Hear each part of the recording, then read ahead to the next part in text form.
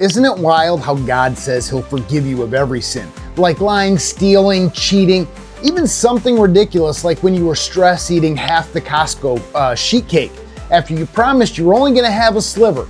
You did all of it. You wiped it clean, and it was all wiped clean by the blood of Jesus.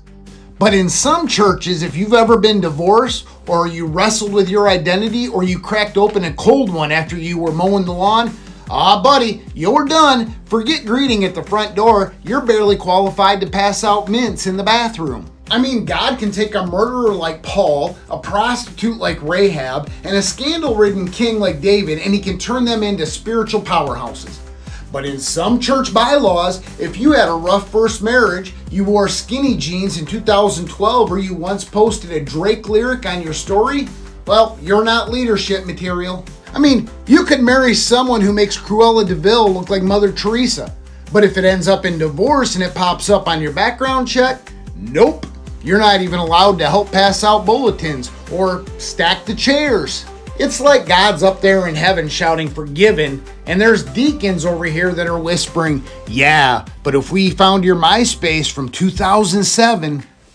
I mean, some churches act like the blood of Jesus covers all sin, except for late car payments, tattoos with misspelled Greek words, and anything more alcohol in it than a little bit of cough syrup. Basically, God wipes the slate clean.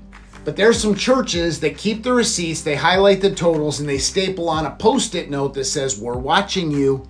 How about maybe instead of acting like they're sins forensic accountants, it's time for those churches to step back, drop the calculator, and let grace and mercy do what they were made to do. Redeem the mess and remind us that the cross didn't come with fine print. Live faith-fueled and battle-ready.